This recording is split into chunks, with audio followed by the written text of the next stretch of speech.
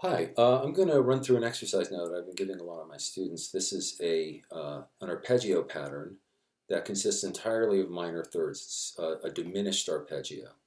And the way it works is, in this case, we're going to start on the third fret of the sixth string. That's a G. We're going to the sixth fret on that same string. That's a B flat. Jumping to the ninth fret on the same string. That's a C sharp. G, B flat, C sharp, E, G, B flat, C sharp, E.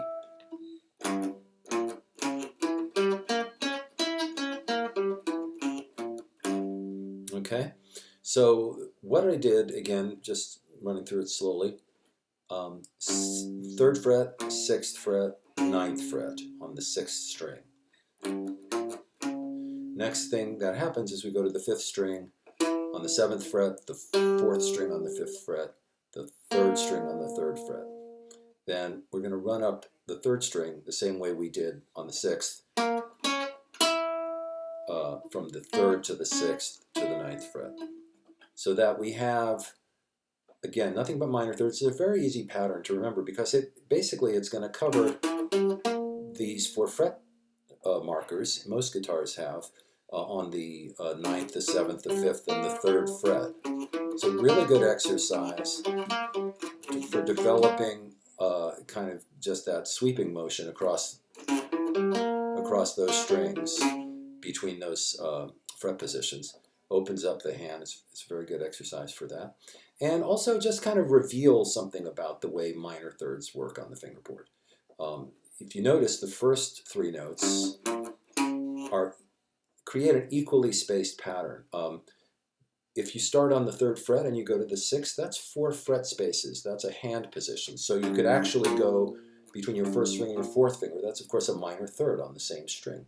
If you put your first finger where your fourth finger was, then you get the next note in the pattern. So it's actually 2 minor thirds or 2 hand positions that are just kind of linked in the middle.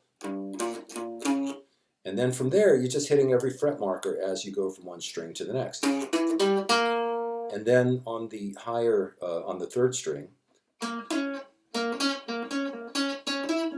got the same thing that happened on the bottom string. So it's a very, very simple pattern to keep in your mind and to remember and just kind of physically execute at the same time, just kind of covering a wide area of the fingerboard.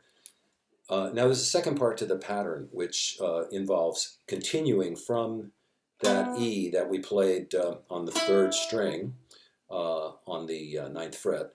And if we go from there up to the second string, just the next fret with the third finger. So that's going to fall in between the dots, if you will. So from the ninth fret to the eighth fret, then to the sixth fret. And that, of course, is another, again, continuation of the diminished arpeggio. That's just more minor thirds. Finally ending on C sharp on the first string. So if we play the whole pattern and add that little tag at the end, we're going to go.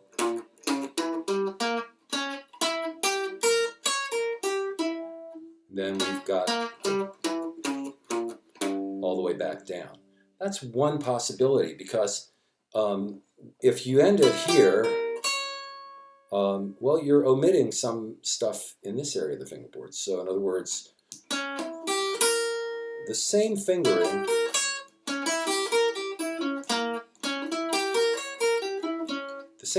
that happens from the sixth fret up occurs starting on the third fret as well. So to let me clarify that, if you start on the third string on the sixth fret with your first finger, and you play that minor third on that string, so you're starting on C sharp and you're going to E.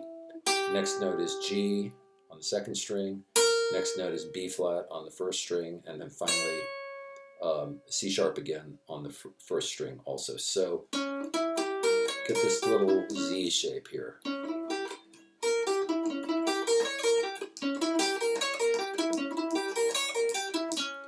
And that fingering, first finger, fourth, third, first, fourth, just repeats if we move the whole thing down to the other, half of the fingerboard. We got our fourth finger on the sixth fret, first finger on the third fret.